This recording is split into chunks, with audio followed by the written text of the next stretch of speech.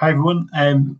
So this afternoon I'm going to talk about this idea of moving from theory to practice when we're thinking about co-production in public health and what sort of theory I think about or I guess has influenced me in the sorts of research that I've done.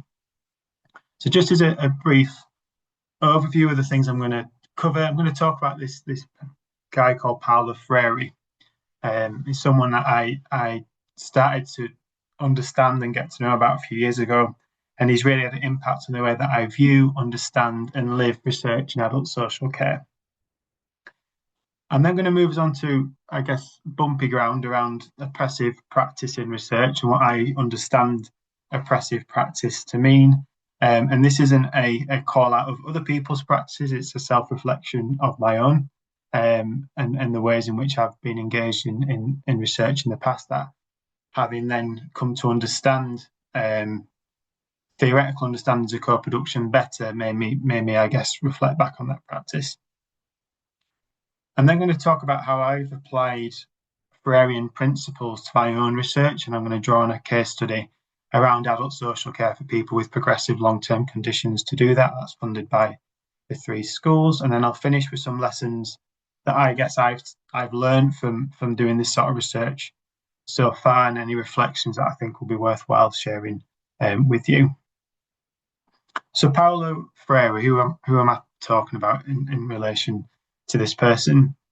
Before I go on to that, I think it's worth sort of saying that I think most people on this call can highlight books or texts that they've read that have made an impression on how they think and interpret the world. And for me, that was Pedagogy of the Press. And this is a book authored by the Brazilian educator Paulo Freire in 1968. And having read it, it made me sit back and assess my own research practice.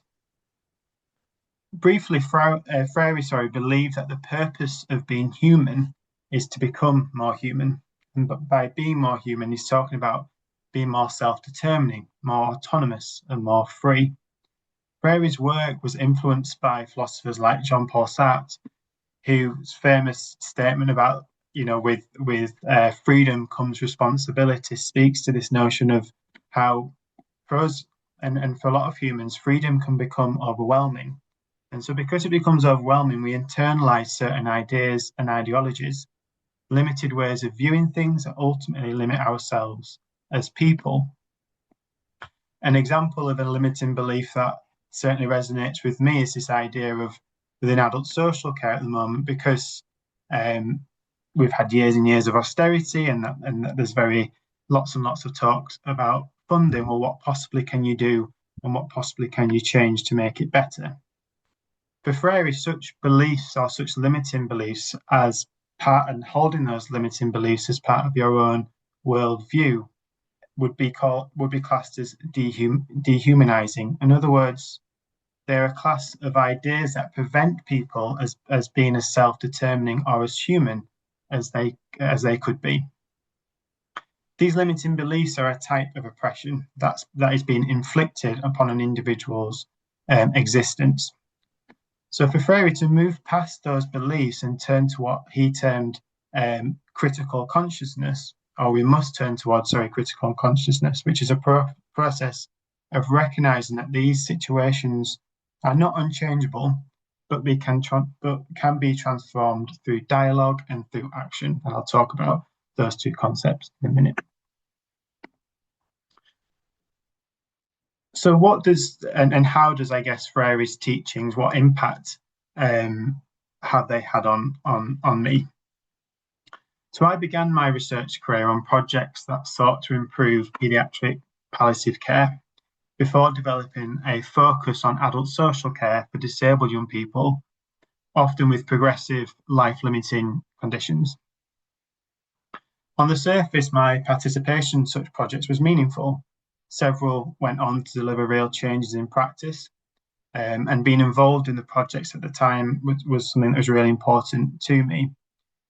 Yet I was troubled to the extent about how this research was being undertaken. I guess specifically, I was stuck with the sense that in some ways we had limited the capacity and potential of those that took part in the project to be their self-determining and autonomous selves, often by virtue of the methods that either we employed or chose not to employ. And when I read Paulo Freire's Pedagogy of the Press, a lot of this made sense. A lot of stuff I was feeling made sense. It occurred to me that in some ways, and this is, I guess, my perception of this, it represented a form of oppression. Sarah Ryan, who's a prominent academic in research with learning disabled adults, talks about the oppression of learning disabled people as being as natural as the air around us. And it occurred to me that much of the oppressive practice, or what I would term oppressive practice that I was engaged with, involved with, was often not questioned. It was the status quo. It was the way of doing stuff. If I could move that further, I would also argue that the way that academic structures are set up, the ways in which we go about doing our research, often favours this. It favours this way of doing practice that in some ways could be argued as being oppressive. Now, I understand that this sort of positioning of research and ways of doing research as oppressive is a bit sort of confronting. So I want to sort of break it down into what I mean by that. And certainly when I've reflected on this in terms of the research that I've been involved in, where oppression, I guess, has surfaced itself. And the first way and place in which it surfaced itself is oppression by virtue of exclusion. There's an odd juxtaposition at play in research practice, whereby those that often experience the greatest burden of diseases or social harm are also those most excluded from research practice. We see this in the lack of representation of people with learning disabilities, for example, or the exclusion of ethnic minority populations, or the lack of representation from the LGBTQ plus population. In general, evidence suggests that research samples are too often overwhelmingly homogeneous. And so at one level, to go back to Freire, oppression is occurring because research projects fall at that first hurdle, not giving those whose voices need to be heard the opportunity to be heard. At a further level, oppression occurs by virtue of the restricted nature in which participation itself occurs. Often the following questions are not asked. For example, what role, if provided the option and being reliably informed, would someone actually want to play in a study? Might they, for example, be interested in being part of the analysis of data, obviously with the necessary confidentiality procedures in place? Might they want to have a say in what happens to that data? Might they themselves know, for example, local organisations that could disseminate those findings? I guess what I'm getting at is often we assume and place people in positions without ever really thinking about what their contribution might be. I think the answer to most of those questions, if you were to ask most people, would be yes. Yet we don't routinely ask them. And instead, people often get, and this is again my experience, shoehorned into very specific and very rigid roles. One of those examples might be being invited to take part in an interview. On the surface, that is not oppressive, but actually, when we consider that through the lens of Freire would ask, well, what is that? Is that opportunity really allowing someone to be their fully human self? Are we really getting the most out of someone's participation within that? So this question of, well, is it really oppressive, then is worthwhile thinking about a bit more. To apply Freire again to research, he often uses this term anti-dialogical. In other words, this is an approach that does not seek genuine dialogue or communication, but seeks to define and contain people within strict parameters. I can look back at lots of research projects that I've been involved in, which we did just that.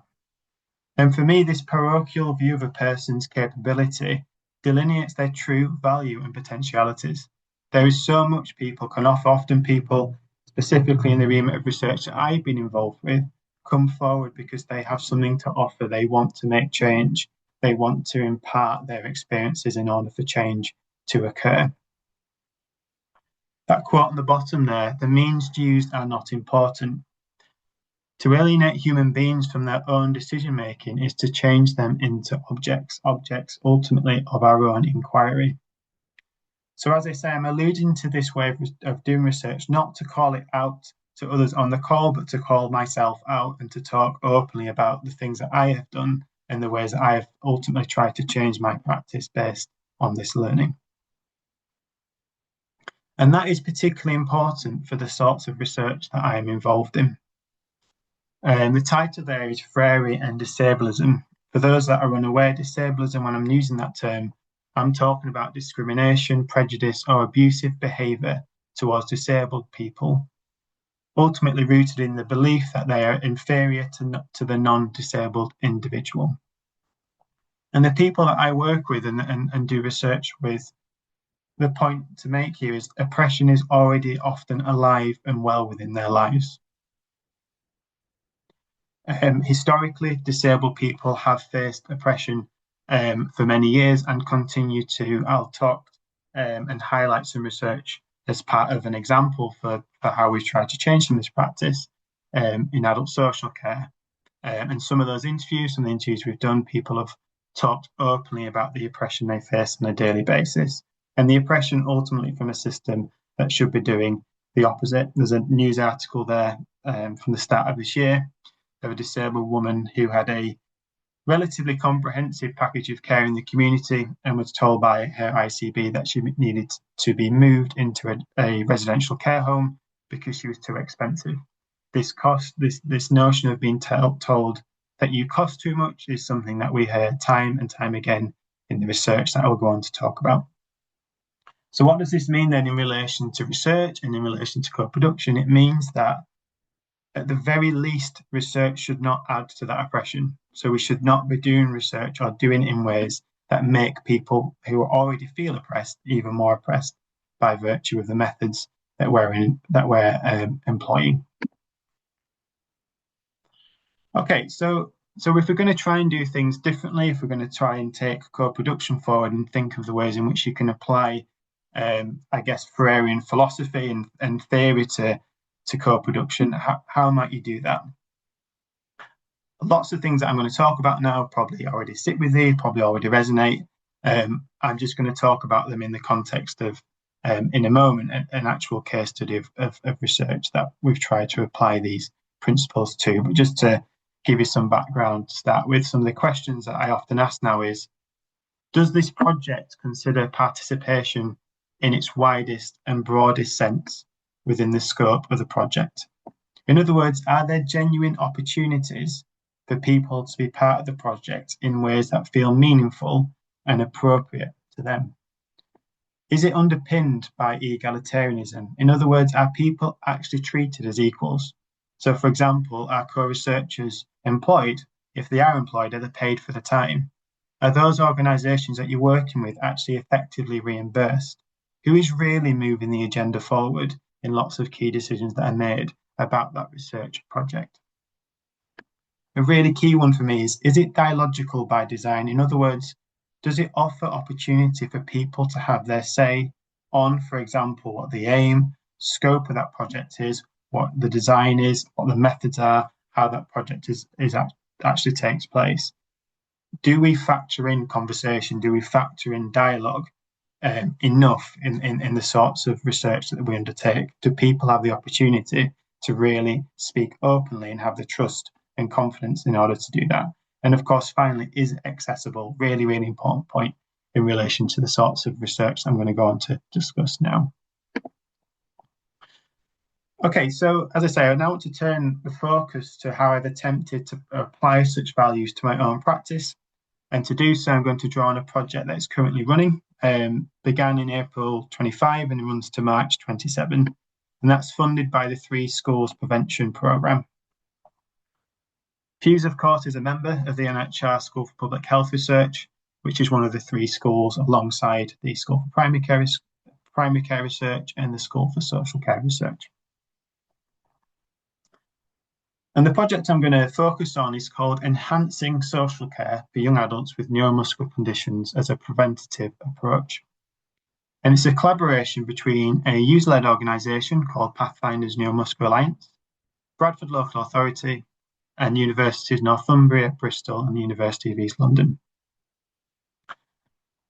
This is a project that's built on years of working with Pathfinders Neuromuscular Alliance.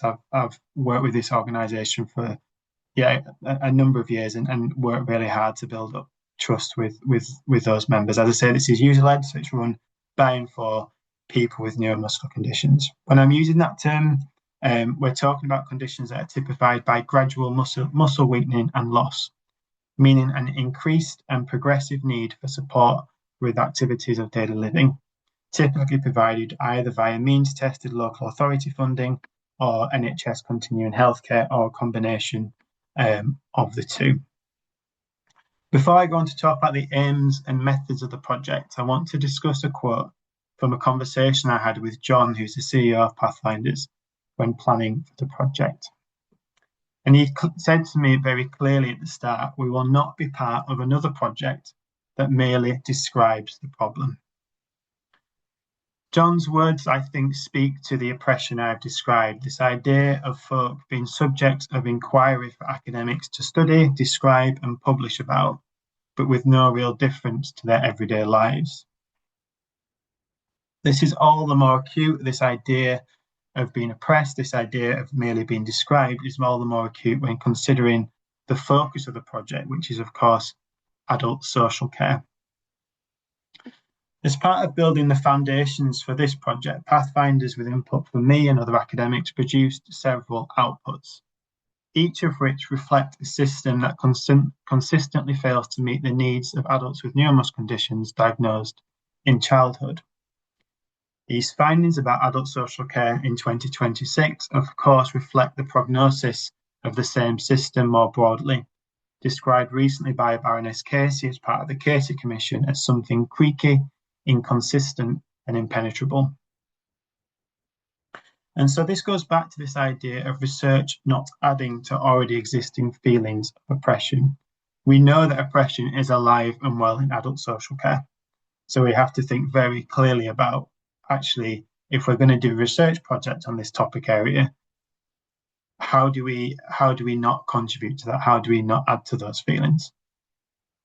So it means designing and delivering a research project that treads lightly on the lives of those who take part, but works closely with such people to maximise opportunities for them to be involved in ways that feel right to them. So just briefly, a project overview, just to give you a sense of actually what we do and why. Fundamentally, this is the vision of this project is to move the dial from merely describing problems to thinking about solutions to them. This is important because particularly within adult social care, we hear all the time now, and it's a pressure that I often feel myself, that actually those that are coming and took part in this project and continue to take part in this project talk about oppression as happening now. So this isn't something that is objective. This isn't something that we can describe and stick in an academic paper and analyse and talk about in our own sort of closed communities. It's something that each person that takes part in this project knows very well about and is feeling often quite acutely in their everyday lives. And so there is a real important imperative for a project of this nature to say, well, actually, what can we do? What are the sorts of solutions that we can generate? How do we create those solutions alongside the very people who, if we don't create the solutions, feel it the most? And so that has meant for us trying to find a method, a way of doing this research alongside, I guess, the broader co-produced ethos and methodology that allows to put that in action. And experience-based co-design, I guess some people might know about this, particularly for those that are more within health research and public health research, is we found to be a really useful framework to allow us to do that. In practice, that's meant that we work with adults, we work with informal carers, but we also work with social care professionals to work collaboratively to create solutions that can be embedded into local authority practice. So that's a point that's, I guess, important to raise now. We're not just talking about, when we're thinking about co-production for this project, working with in this context, adults with neuromuscular conditions and their carers. It was really important to us that we worked closely with professionals as well. And when I'm talking about professionals, I'm meaning social workers, social work assistants, physios, occupational therapists, neuromuscular care advisors, people who have input into this sort of care. There is a real danger in a project like this, given the stories that we have heard, that you very quickly start to demonize members of care teams.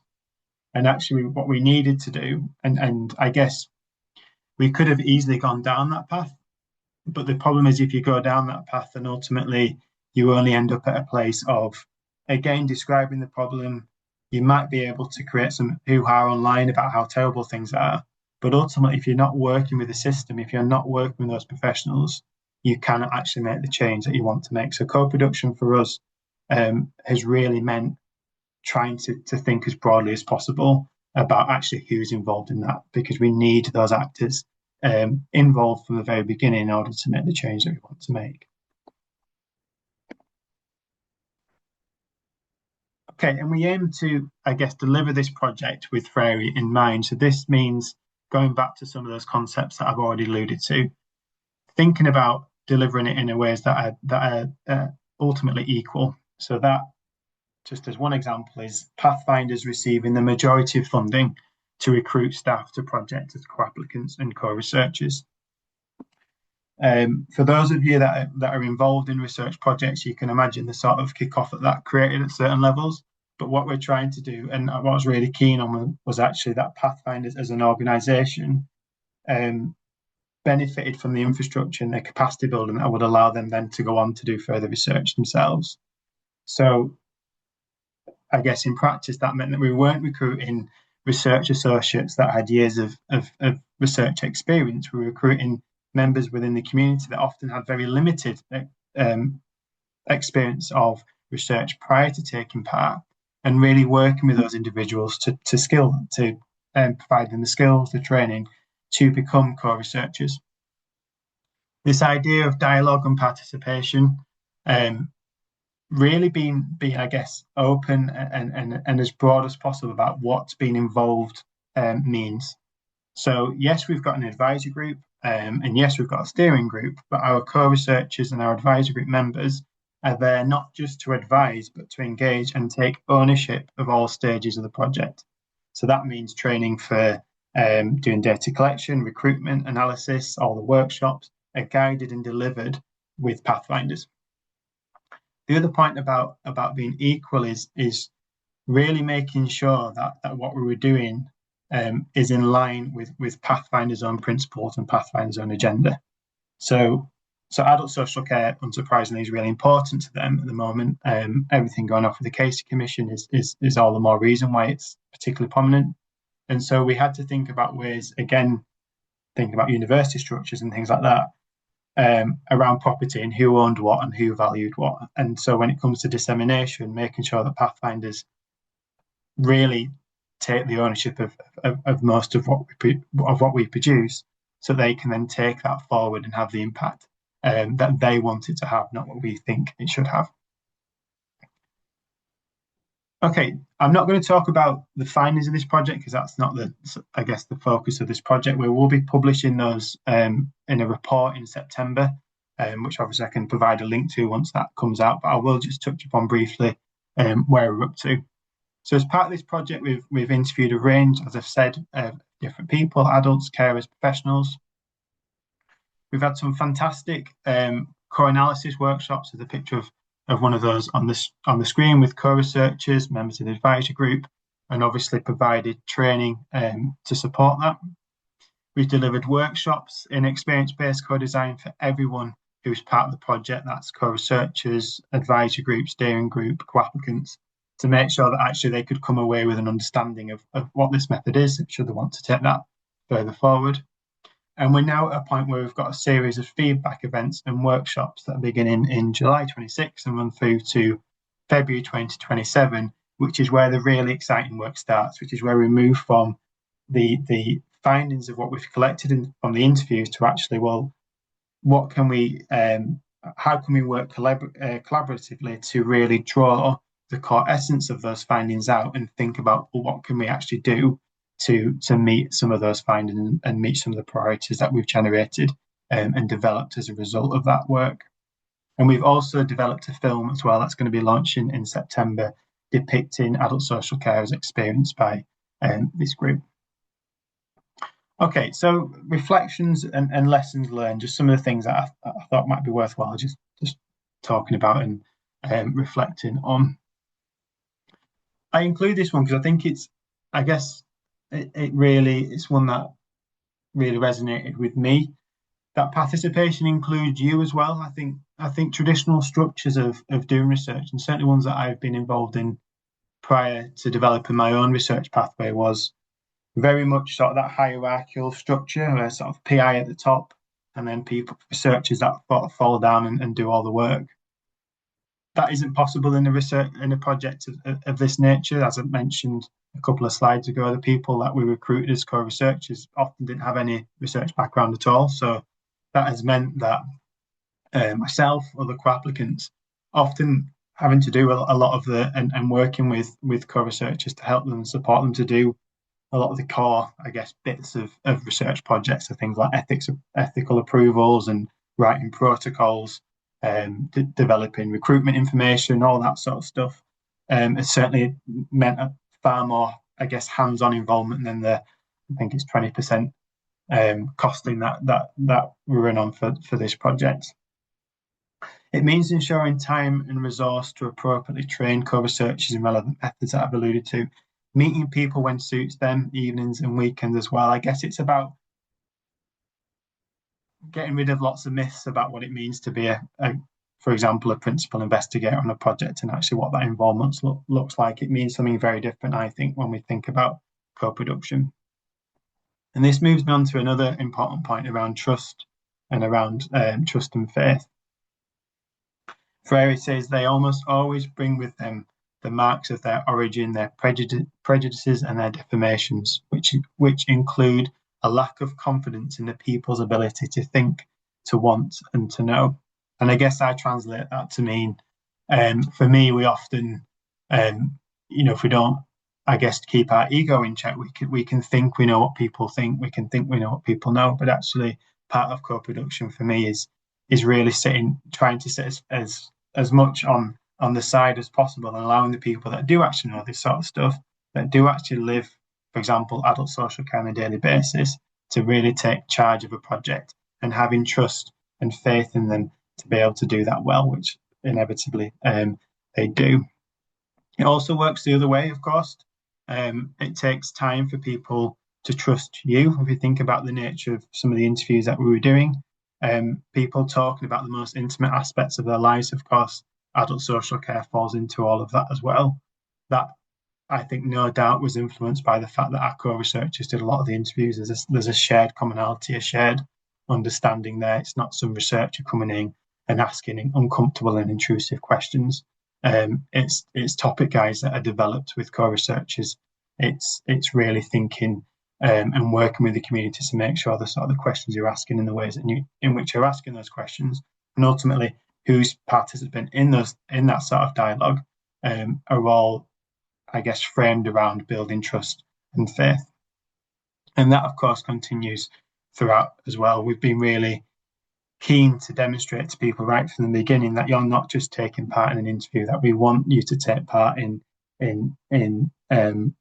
sharing your story to start with, but then running with that story so that you've got input and insight into, okay, what then happens with my data? Come along to analysis workshops. What then happens with once that report's put together? Do I have an opportunity to feedback on that report? Do I have an opportunity to have a say in how the themes are developed?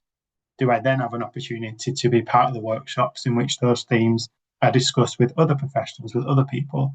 It's really thinking about involvement throughout and transparency throughout, and I think that helps to build trust and faith. This idea of balancing epistemology, balancing knowledge, I guess I alluded to this at the beginning of my talk when I was talking about how you really have to, I think, get yourself in a position where everyone's position, everyone's viewpoint matters, and working hard to ensure that people's viewpoints are heard. I think this is about, viewing people as beings in their own right as well. So as in not merely as people with some predetermined value or purpose, but as beings able to feel a sense of continued ownership of the project itself and whatever they offered to that project. And hopefully I've alluded to some of the ways in which we have done that. And I think this is underpinned by, I guess, an ethics of care and responsibility that I don't think is often illustrated on, for example, IRAS forms. It's about going beyond thinking about, safeguarding and confidentiality. No doubt, really, really important topics to consider. But how much can you push that notion of ethics to really be thinking about not just the physical and mental well-being of people, but the emotional well-being of people, but how much people feel valued and part of projects and what happens within them, and ultimately what happens as a result of them as well. I think, to me, this is one of the key ones. The correct method lies in dialogue. One of the lessons and reflections I've got is just how important it is to constantly be open to other people's viewpoints and opinions, to be shaped by them, to hear, to listen, and to, as I say, to take a step back often and allow those who understand the dialogue, who know adult social care, to create and run the project as much as possible. Really offering them the platform to have the impact and do the sorts of research that they want to do in the ways that we want to do it. I go back to this point, but just to reiterate, I cannot know what it is like to be either an adult with a neuromuscular condition accessing adult social care or a professional working within that system in 2026 trying to deliver that social care. So for us, it's really important that those that do are offered the platform to have the impact that they would want to have. Just a final point about planning. I guess I've put this in here because we made a real effort when we put this funding application in to include this notion of CRIP time. For those that haven't come across this before, it refers to the relationship between disability and time. Alison Keffer in Lydia 2026 talks about it as flex time, not just expanded but exploded. It requires a reimagining our notions of what can and should happen on time, recognizing how expectations of how long things take are based on very particular minds and bodies. And as I say, we were really conscious when we developed the project and developed the project plan and when things were going to occur, that we factored this in. We factored illness in, we factored breaks in, we factored fatigue into the ways we planned to do this sorts of research projects. Doesn't mean that the project isn't ambitious, it doesn't mean that the project isn't bold, but it's done in ways in which we consider and think about those that are ultimately driving and delivering this research project and their needs and well-being, obviously front and centre to that. I think I've been talking for some time now, so I'll stop there. There's some links here to the project if you want to know more about it. I'm happy to have a discussion and answer any questions. Thank you.